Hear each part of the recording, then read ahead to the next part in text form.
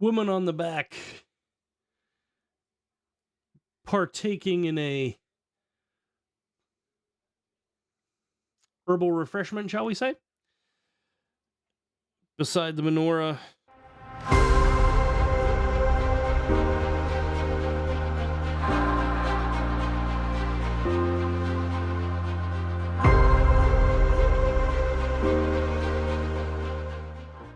Good evening, everyone, and welcome back to another episode of Dr. Tangent and the Multiverse of Beer and Music. I am your host, and tonight we're going to be looking at a raspberry lager. It isn't something that is super unique. It really seems like whenever a brewery puts a fruit in a beer, it's usually raspberry and it's usually in a wheat ale or a lager. It is not anything groundbreaking or new. But this brewery is quite interesting, and the way we tie it in to the song, I personally kind of enjoy. But let's talk about the beer. This is from Forgotten Boardwalk Brewing in Cherry Hill, New Jersey.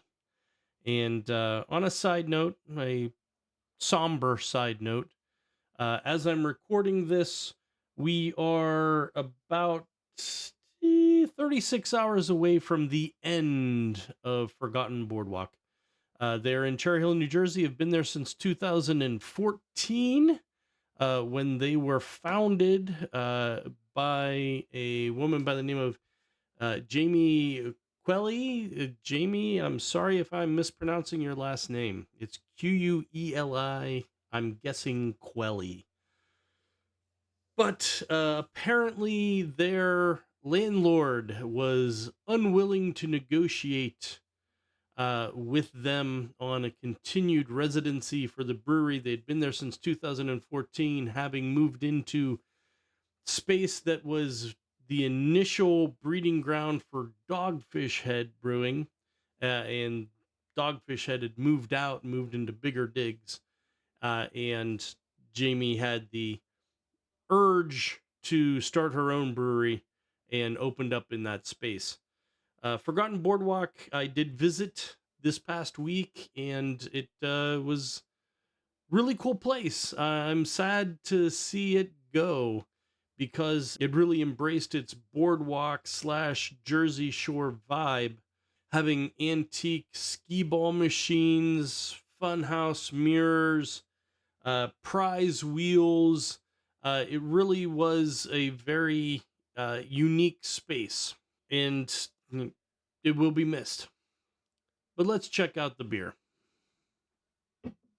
This beer is actually called Home for the Holidays. Holidays spelled Holidaze.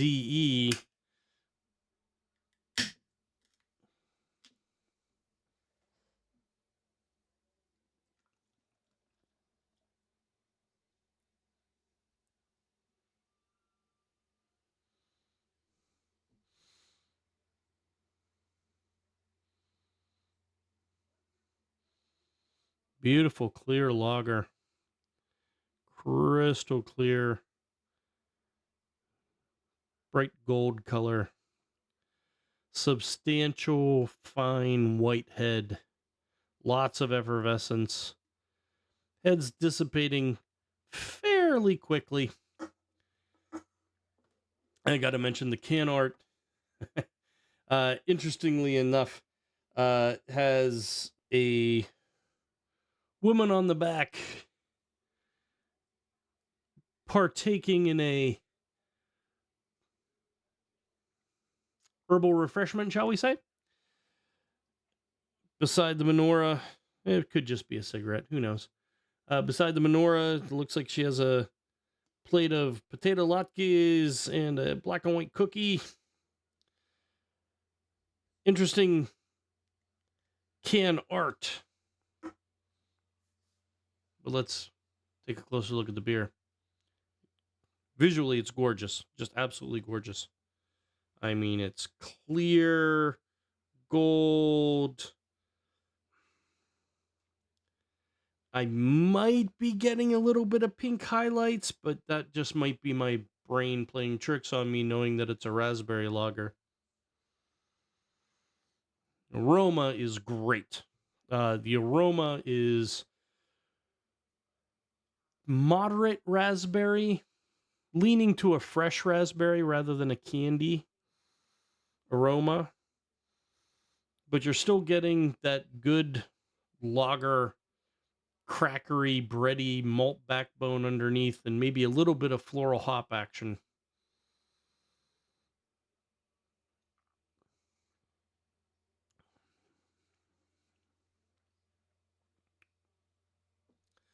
Flavor's outstanding. It's really lager first. You get a nice fresh bread crust malt backbone with a nice noble hop character on top, aromatic, herbal, floral hop character.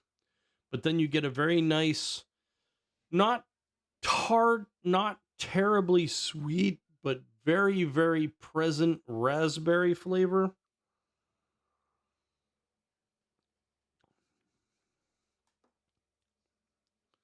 But it remains very light and crisp. It's a real easy drinker. It's very nice, very nicely constructed lager.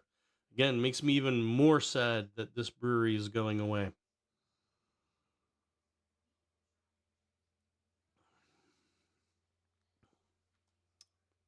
Yeah, that's delicious. That's very fresh, refreshing lager. So, what do we pair with a beer that isn't terribly unique? Many breweries have made raspberry lagers, raspberry wheat ales. They're very popular.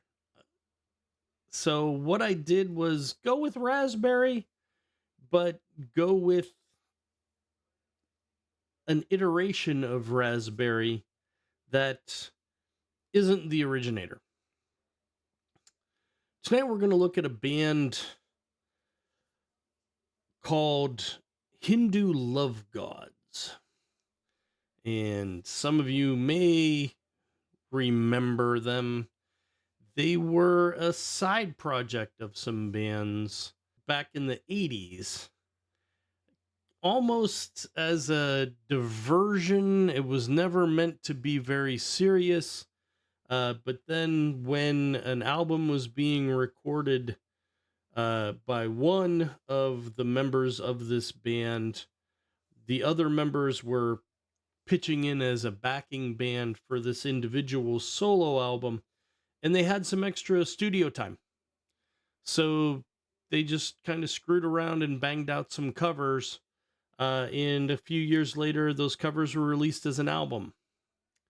And this particular song is one of those covers. This is a cover of Prince's Raspberry Beret by the Hindu Love Gods.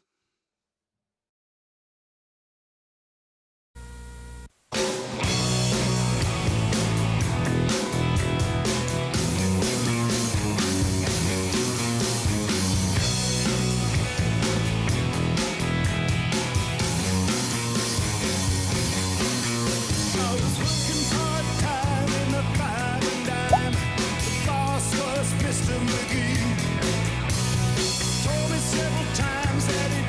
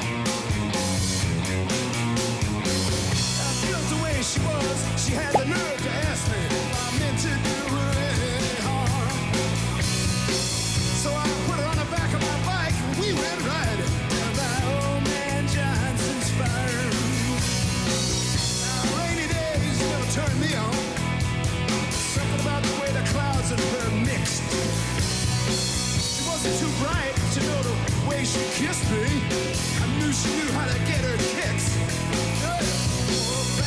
Raspberry beret, the kind you find in a secondhand store. Raspberry beret, when it was warm she didn't wear much more. Raspberry beret, I think I love her. Liar.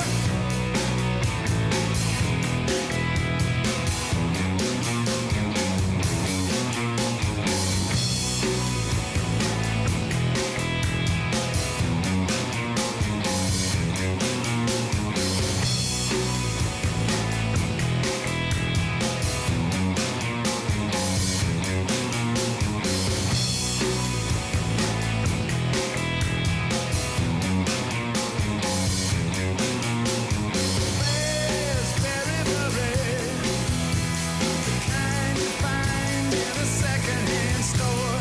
Raspberry beret, when it was warm she didn't wear much more.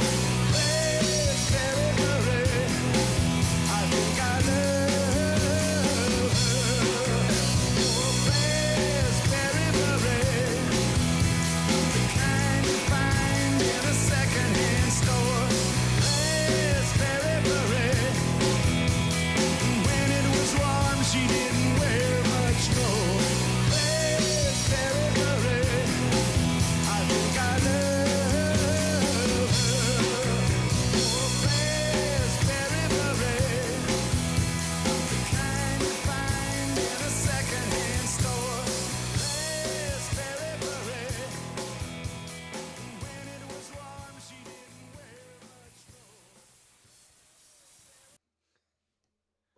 Come on, that was a good version of Prince's Raspberry Beret. Little bluesy, and gotta love the way Warren Zevon's vocals just kind of grate across that in a very bluesy manner. It's a lot of fun.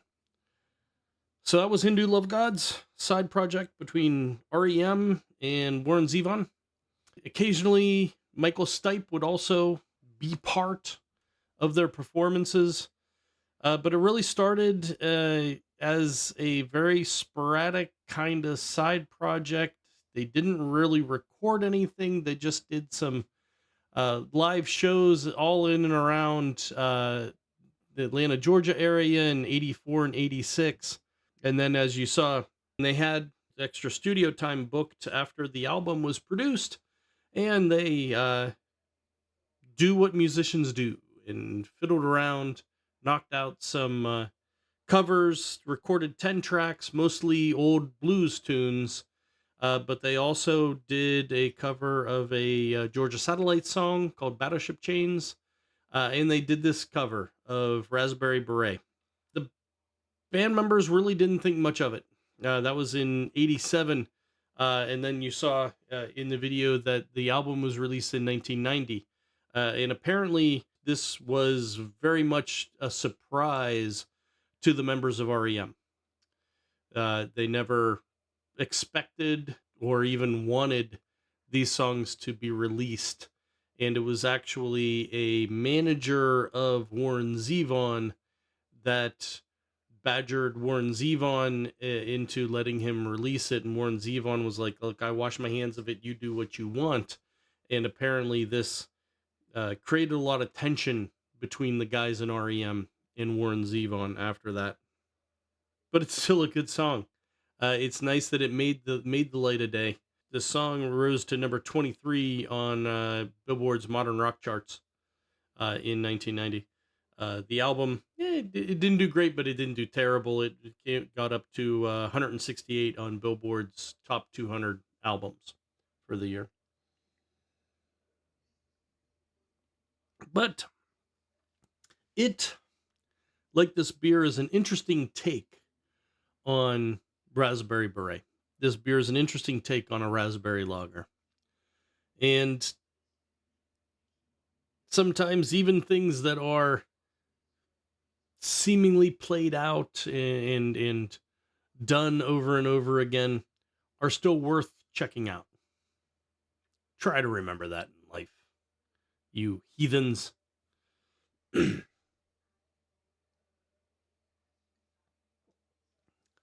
if you like what I'm doing here, give it a thumbs up. If you dig the vibe, subscribe. And when you subscribe, hit the notification bell because I'm putting out new content all the time and I'd hate for you to miss any of it. But more importantly, comment. Doing all these things will help me with the algorithms, and I would sincerely appreciate that. But more importantly, commenting gives me a chance to interact with you. Gives me a chance to congratulate you on your incredible insights or tell you how wrong you are. Think I'm wrong? Tell me in the comments. But until we meet again, dear friends of the internet, remember, there's only one direction you can go, and that is forward. Slancha.